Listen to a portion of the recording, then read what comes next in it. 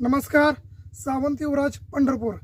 शेतकरी बांधवांनो, आज मी निमगाव गावामध्ये आहे आणि माझ्या सोबत स्वतः शेतकरी बांधव आहेत ज्यांचा प्लॉट गेले 4 महिने 4.5 महिने झालं माझ्याकडे ट्रीटमेंटसाठी आहे. सुरुवातीच्या काळामध्ये जेव्हा लागण केली होती तेव्हा साहेबांनी मला फोन केला होता. बागेमध्ये मी व्हिजिट केली, त्यावेळेस साधारण 3-4 इंचापर्यंत रोपांची वाढ झालेली होती आणि बऱ्याचशा ठिकाणी थोडी पोंगी पण नॉर्मली जळालेली होती. तर तो पण व्हिडिओ माझ्याकडे आहे. या व्हिडिओला आपण जोडून तो पण माहितीसाठी सगळ्यांच्या आपण जोडतोय. तर आज या ठिकाणी व्हिडिओ बनवण्याचं कारण असं की बांधणी कशा पद्धतीने झाली पाहिजे केळीची आणि आपला वेळ कसा पाहिजे, हा एक सगळ्यात महत्त्वाचा पहिला मुद्दा. दुसरा महत्त्वाचा मुद्दा, ते स्वतः लक्ष देऊन बाग चांगल्या पद्धतीने जोपासतात. केळीची बाग कशी जोपासली पाहिजे, आता टेम्परेचर सध्या 35 ते 38 पर्यंत चालूला टेम्परेचर आहे आणि पाठीमागच्या 8-10 दिवसाखाली 42 पर्यंत टेम्परेचर गेलं होतं.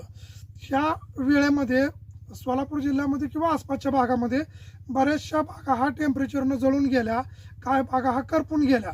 तर ह्या बागेमध्ये तुम्हाला जर वर कॅमेरा करून मी दाखवलं तर तुम्हाला एकही वरचं पान करपल्याला दिसणार नाही. त्याचं काय कारण आहे, त्याचं उपाय नियोजन कसं झालं आणि दुसरं महत्त्वाचं, बागेला ट्रीटमेंट करत असताना आपण प्रत्येक वेळेस काय काळजी घेतली ते पण आज व्हिडिओच्या माध्यमातून मी तुम्हाला सांगणार आहे. तर एक एक मुद्दा मी क्लिअर करतो की तुम्हाला मी आज बांधणी पण या ठिकाणी दाखवणार आहे. पण तत्पूर्वी स्वतः मी किती खरं सांगतो याच्यापेक्षा ज्यांचा प्लॉट माझ्याकडे आहे ते स्वतःच बागेमध्ये हजर आहेत आणि आता सध्या बांधणी चालू आहे. तर त्यांचा 2 मिनिटं आपण परिचय घेऊ. साहेब नमस्कार. तुमचं नाव सांगा. सदानंद इंगळे. सदानंद इंगळे. हे जे ट्रीटमेंट मी आता बोललो 4-4.5 महिन्यापासून माझ्याकडे आहे, खरंच माझ्याकडे ट्रीटमेंट आहे का मी उगाच सांगतो? नाही तुमच्याकडे आहे. आणि सुरुवातीला जेव्हा आपण बाग तुमचा बघायला आलो होतो रोज बागेची वाढ कशी होती? थांबलेली होती, एक 15 दिवस थांबली होती लागवड केल्यापासून. परत नंतर 15 दिवसानंतर तुमच्याकडे प्लॉट दिलता ती. हा, तर आता सध्या बागेची उंची जर आपण बघितली तर साधारण किती उंची असेल बागेची? उंची आता वर हाताच्या पण वर गेली, जवळपास 7-8 फुटाच्या 10 फुटाच्या वर गेला. पण 10 फुट गेला, पोगा 10 फुटापर्यंत आहे. तर सगळ्यात महत्वाचे, बागेला दिवस 4 महिने आणि 7 दिवस झाले. 4 महिने 7 दिवस झाले. तर 4 महिने आणि 7 दिवसाच्या मानानं 7 जानेवारी लागवड आहे. ही बुड आपण बघतोय ह्या ठिकाणी. तर बुड सध्या चांगल्या पद्धतीनं ग्रोथ करते आणि आपल्याला इथून अजून बुडाची डेव्हलपमेंट करायसाठी आपल्याकडे कमीत कमी 3 महिने फिक्स आहेत. 3 महिने 7.5 महिन्यानंतर बाग आपली 210 दिवसानंतर वेण टाकते. तर 3 महिन्यामध्ये साहजिक याचं बुड आपल्याला साधारण 34, 35, 36 पर्यंत न्यायचं आहे. त्या पद्धतीने आपण पुढची वाटचाल ट्रीटमेंट करणार आहे. तर इतर शेतकरी बांधवांना काय सल्ला असेल की आपलं ट्रीटमेंट बरोबर आहे किंवा चुकीचं आहे किंवा जास्त खर्चिक आहे किंवा त्याचा रिझल्टच नाही, काय असेल का? ट्रीटमेंट चांगलं आहे. महिन्याचं एक 7-8 हजाराचं त्यांचं एक किट आहे. त्या किटनुसार आपलं चांगलं आहे. बुंदाची साईज वगैरे, वाढ, काळू. तुम्हाला फवारणी किती दिला, किचकट दिला का कशा? नाही फवारणी एवढं नाहीतच, थोडक्या फवारणी नाही तेवढं, म्हणजे जास्त कीटकनाशक नाही एवढं. पोगा भरणी केली का आपण? नाही की. बरंच तुमचं मत होतं की पोगा सगळी भरते. पोगा नाही भरली आणि मी तुम्हाला सांगितलं होतं मी पोगा भरत नाही पोगा तर भरली. तुम्हाला पोगा न भरल्यामुळे काय हे वाटतं का अडचण? काय जावं वाटत नाही. पोगा अजिबात भरला नाही कसलाच. आता पानामधलं अंतर आपण बघतोय तर जवळपास 1 इंचीचं पानामध्ये आपलं अंतर. चांगलं आहे. कुठलंही पान घ्या तुम्ही, हे घ्या कुठलंही घ्या. नाही टेम्परेचरच्या मानाने बुंदा आणि वाढ चांगली आहे तशी. आणि ह्या भागामध्ये निमगाव मध्ये बऱ्याचशा केळीच्या बागा ऑलरेडी आहेत. तुम्हाला इतर सल्लागार पण आले असतील जे जुने बागायदार आहेत, तर त्या लोकांनी बाग बघितलं, त्यांचं काय मत आलं या बागेचं? चांगलं आहे म्हणजे, ग्रोथ चांगली आहे. चांगलं म्हणजे ह्या कालावधीमध्ये तुमच्या बरोबर बाग आहेत का? टेम्परेचर ते नाही, टेम्परेचर मध्ये बऱ्याच जणांच्या बागा अशा होऊन गेलेत. काही जणांचं पोग असं येऊन पिवळं पडलं. आपलं तसं नाही. आपलं तसं नाही, म्हणजे पोग चांगली चालली. तर एकंदरीत तुम्ही ट्रीटमेंटमुळे आनंदी आहे. हो. तर इतर शेतकऱ्यांनी बाग करायची असेल तर काळजी काय घेतली पाहिजे त्यांनी? तुमचं नियोजन छान आहे, म्हणजे एकदम मस्त आहे. नियोजन चांगलं आहे. चांगल्या पद्धतीनं तुम्हाला 4 नियोजन दिवसाला वाटलं. तुमचं एक हे आहे ना, लिक्विड सोडायचं आपलं.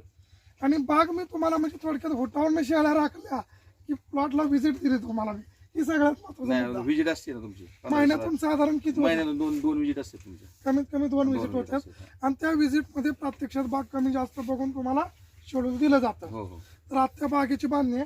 तर ही तुम्ही बांधत असताना ह्याला अगोदर पाणी दिलं होतं का डायरेक्टच बांधून घेतलं? नाही, पाणी देऊन परत बांधून घेतले. पाणी देऊन बांधून घेतलं. हा, पाणी देऊन. आणि ह्याला तुम्ही बेड साधारण ही बनवला, ही किती रुंद बेड बनवलेला? हे आता इकडे 1.5 फूट आणि इकडे 1.5 फूट. म्हणजे दोन्हीच्या मध्ये अंतर आपलं 7 फूट आहे. 7 फूट आहे. रोपाच्या मधलं 5 फूट आहे, म्हणजे 5 बाय 7. हा, 5 बाय 7. आणि मध्ये आपण काय केलं, 1.5 फूट इकडे सोडलं, 1.5 फूट इकडे सोडलं, आणि मध्ये आपण 3 फूट 3 फूट खांदून घेतला. म्हणजे जवळपास पट्टा मधला जो बघताय हा, तो साधारण इथे जर 3 फुटाचा आहे. 3 2, 3 आणि 4 3 फूट आहे. साधारण हे अंतर 3 फुटापर्यंत 3 फूट खांदून. येतं. तर जवळपास 1.5 फूट इकडे 1.5 फूट इकडे हा, पण बघू माती शकता. लागली, माती लागली. ही ड्रीप ह्या पद्धतीने इथं पडते. हो. कारण हे ड्रीप पाणी गुडघ्यापासून टाकत असताना एक इतीवर बी ड्रीप आहे इकडे. बुडापासून एक इथेवरती आपण ड्रीप टाकतो, इकडे पण थोडा पेस्ट ठेवतो, एक इथे जाऊन पाणी इथं पडलं पाहिजे. बरं, ह्याला आपण ऑर्गॅनिक खत किती वेळा दिला आतापर्यंत? 2 वेळा.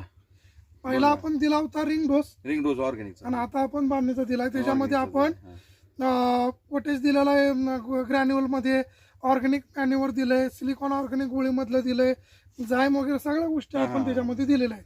तर झिंक दिलंय, झिंक फेरस. Zinc ferrous. तर एकंदरीत बागेचा काळोखापणा कुठेही आपल्याला एखादा पिवळं डावत नाही, अजिबात नाही. त्याच्यावरती कुठल्याही प्रकारचं डिफेक्ट दाखवत नाही किंवा डिसेन्स कुठलीच दाखवत नाही. सगळंच आपलं हिरवगार दिसते चांगल्या पद्धतीनं.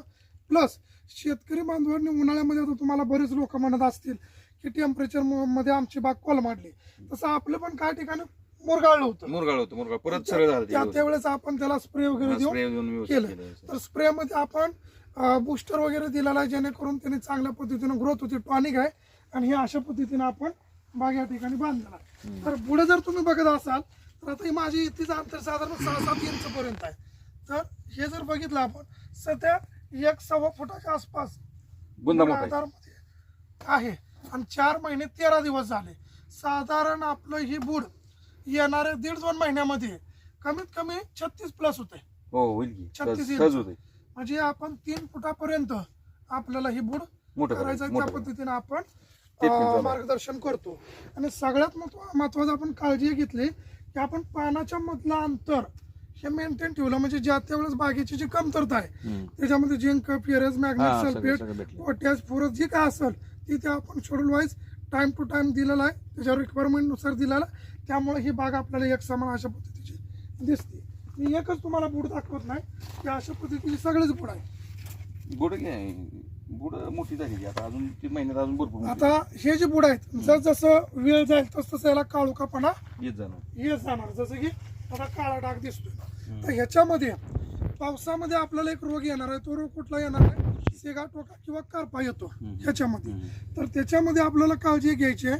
पावसाळ्यामध्ये पावसाचं वातावरण बघून आपल्याला त्या पद्धतीनं पाण्याचं नियोजन द्यायचं आहे. आणि बांधणी केल्यानंतर शेतकरी बांधवांचं एक चूक होती की ते बेड लय छोटा बनवतात बऱ्याच ठिकाणी. तर बेड जर छोटा बनवला तर काय होतं की लागणीचा प्लॉट तर तुमचा उत्तम क्वालिटीचा निघतोच, पण सगळ्यात महत्वाचं खोडवं तुमचं बिघडतं.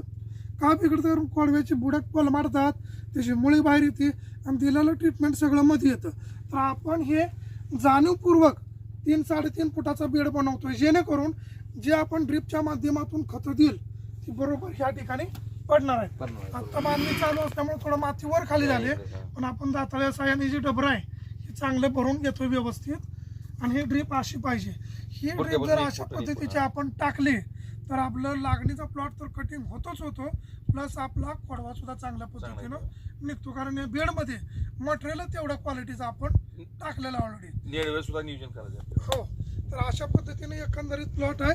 तर आपण शेतकरी बांधवांना परत एकदा विचारू, साहेब जे आपण ट्रीटमेंट केलं त्याच्यामध्ये तुम्ही आनंद आहेत का? हो, काय अडचण नाही. काय तुम्हाला असं काय किती छान आहे. नाही. तर अशा पद्धतीचं आहे. जर केळीमध्ये आता एवढं टेम्परेचरमध्ये हा बाग हा कलरचा आहे. शेवटी बागा सगळीकडेच आहेत, पाणी प्रत्येकाकडे आहे, पण त्याचं उपाय नियोजन जे आपण केलं ते हिरवागार पद्धतीचा आपण ही प्लॉट ठेवला. इतर शेतकरी बांधवांना काय प्रॉब्लेम अडचणी केळीबद्दल असेल तर यूट्यूबवर नंबर आहे, फोन करा. आपण जागेवरती व्हिजिट केल्याशिवाय ट्रीटमेंट करत नाही. तोच एक एक्झाम्पल तुम्हाला देतो. साहेब तुमचा मला फोन आला होता. हो बरोबर. मी जागेवरून ट्रीटमेंट केलं का पहिल्यांदा बाग बघितला आपला? बाग बघूनच तुम्ही केलं. पहिल्यांदा मी आलो, यांचा प्लॉट बघितला आणि मग यांना ट्रीटमेंट दिलं. तिथनं आपलं ट्रीटमेंट चालू झालं. धन्यवाद.